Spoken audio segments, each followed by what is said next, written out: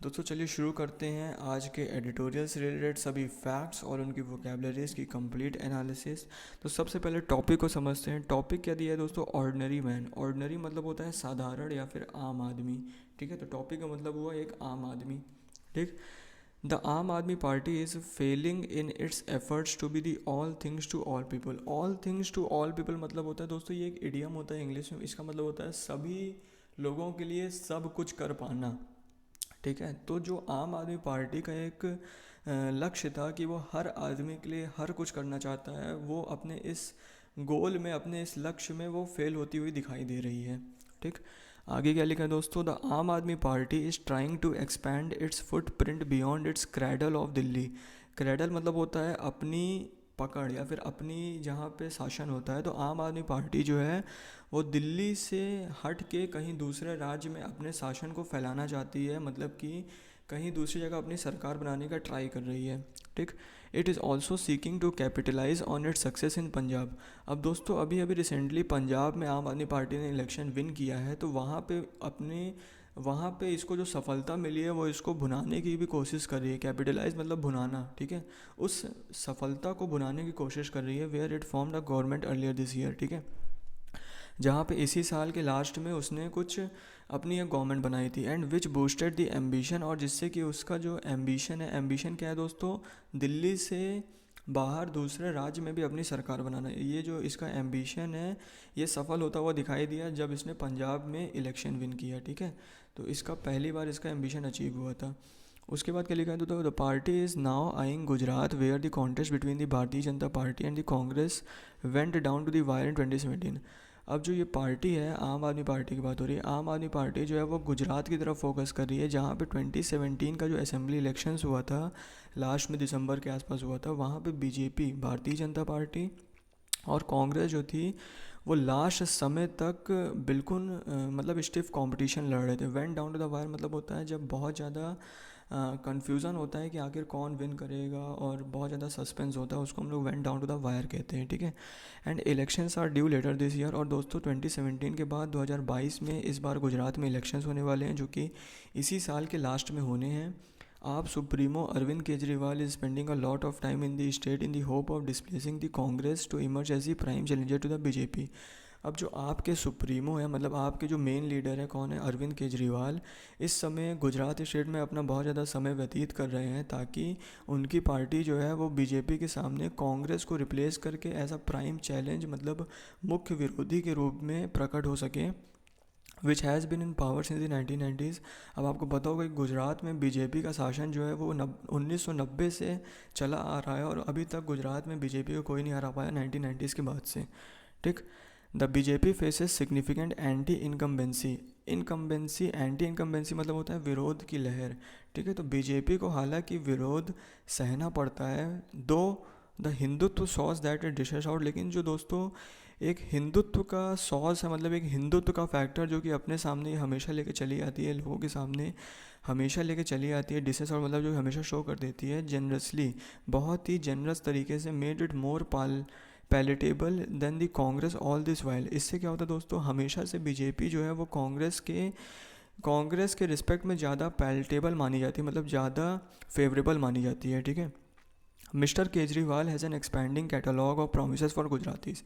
अब इस समय क्या है दोस्तों, मिस्टर केजरीवाल के पास गुजरातियों के लिए एक वादों की बहुत लंबी सूची बन के रखी हुई है, मतलब बहुत ज़्यादा उन्होंने वादे करके रखे हैं। कैटलॉग मतलब सूची होता है, एक्सपैंडिंग मतलब बहुत ही लंबी सूची रखी है।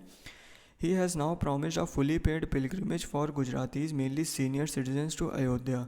अब उन्होंने हालिया में क्या कह दिया है कि उन्होंने एक वादा किया है कि जितने भी गुजरात में सीनियर सिटीजन्स होंगे उन सभी को वो तीर्थ यात्रा करवाएगा अयोध्या की। कौन करवाएगा?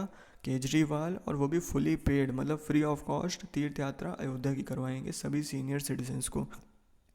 After being labelled by the BJP as Hindu. इन्होंने ऐसा इसलिए किया क्योंकि उनको बार बार बीजेपी के द्वारा एंटी हिंदू, मतलब हिंदू विरोधी बोला जाता था, इस वजह से उन्होंने इस तरह का वादा किया। ठीक है, mister Kejriwal has never lost an opportunity to wear his Hindu credentials on his sleeve. अब मिस्टर केजरीवाल ने कभी भी कोई भी अपॉर्चुनिटी नहीं छोड़ी जहाँ पे उन्होंने अपनी हिंदू पहचान को अपने आस्तीन में ना पहना हो। स्लीव मतलब आस्तीन, मतलब अपने ऊपर ना चढ़ाया हो। But suddenly found himself on the back foot after Rajendra Pal Gautam, लेकिन उन्होंने अभी उनको हालिया में एक बैकफुट में आना पड़ा। जब क्या हुआ दोस्तों, उन्हीं के पार्टी के एक हम कह सकते हैं उन्हीं के पार्टी के मेंबर थे जो कि जिनका नाम था राजेंद्र पाल गौतम, जो कि आपके एक दलित गवर्नमेंट आपके एक दलित लीडर थे। He has since resigned took part in the gathering of Ambedkarites. उन्होंने अब दोस्तों अब तो उन्होंने रिज़ाइन कर लिया, मतलब राजेंद्र पाल गौतम जो कि इन्हीं के आपके एक मिनिस्टर थे, उन्होंने अब तो रिज़ाइन कर लिया। लेकिन वो हुआ क्या था कि उन्होंने अम्बेडकराइट्स में पार्ट लिया था, मतलब अम्बेडकराइट्स के गैदरिंग, मतलब जहाँ पे अम्बेडकर के समर्थन के लोग जो होते हैं उनकी सभा होती है, वहाँ पे पार्ट लिया था। Where they had pledge to disown Hindu religion, जहाँ पे राजेंद्र पाल गौतम ने हिंदू धर्म को और उनके देवताओं को, डेटीज़ मतलब होता है हिंदू धर्म के देवताओं को अस्वीकार करने का वचन लिया था। ठीक है, मतलब कि वो उन्होंने वचन ले लिया था कि मैं हिंदू धर्म के देवताओं और हिंदू के धर्म को अब अस्वीकार करता हूँ। Mister Kejriwal gave the Dalit leader his marching order, और उसी के बाद, इसी इंसिडेंट के बाद दोस्तों, मिस्टर केजरीवाल ने उस लीडर को बाहर का रास्ता दिखा दिया। मार्चिंग ऑर्डर मतलब होता है बाहर का रास्ता दिखाना। ठीक, अब क्या है दोस्तों, the expulsion of the Dalit leader from the AAP council of minister in Delhi.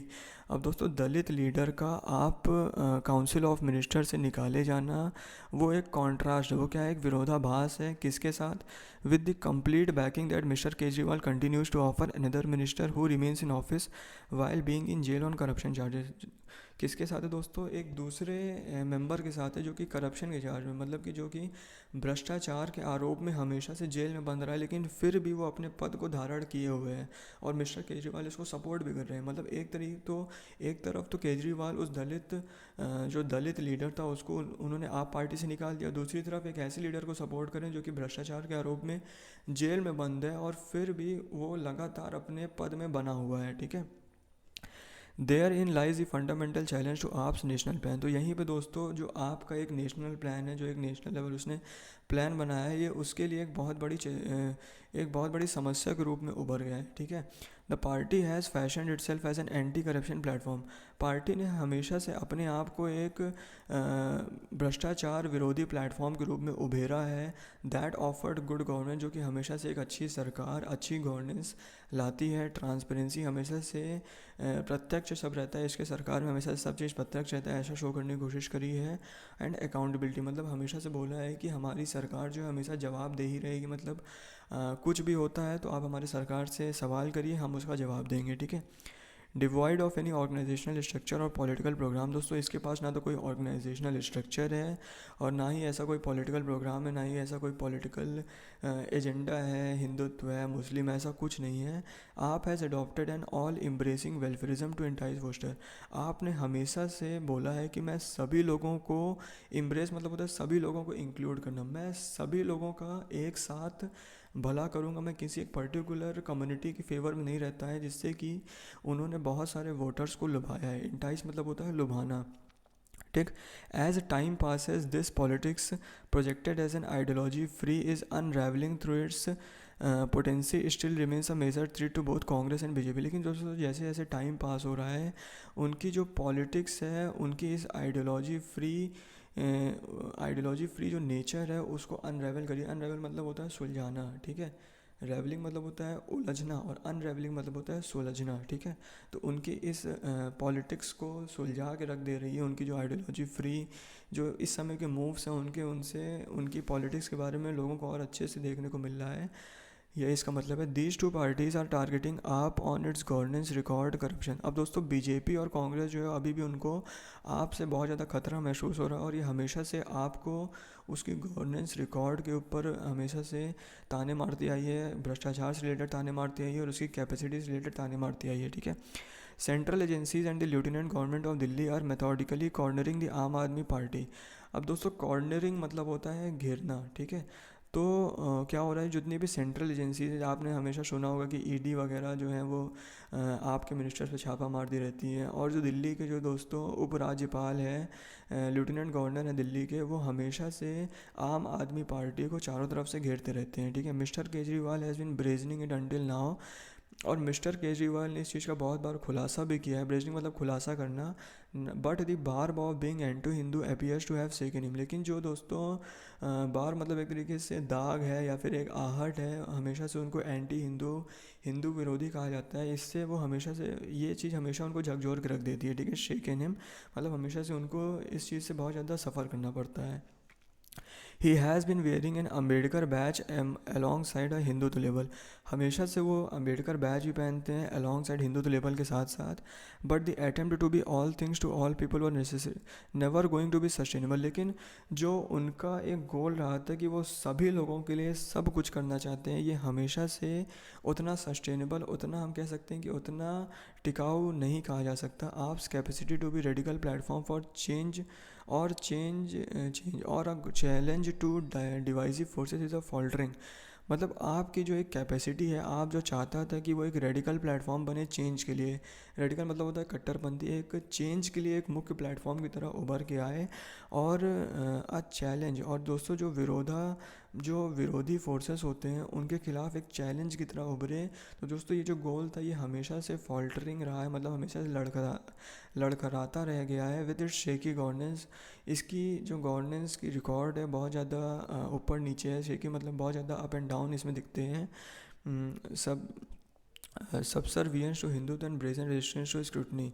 Brazen resistance मतलब कि जो हमेशा से इसको विरोध देखने को मिल रहा है, और उसके वजह से दोस्तों आपकी जो गोल है वो हमेशा से लड़खड़ाती रही है। तो आशा करता हूँ दोस्तों आपका आज का एडिटोरियल पसंद आया होगा। तो कैसा लगा एडिटोरियल की एनालिसिस, प्लीज़ कमेंट बॉक्स में टाइप करिए। थैंक यू दोस्तों।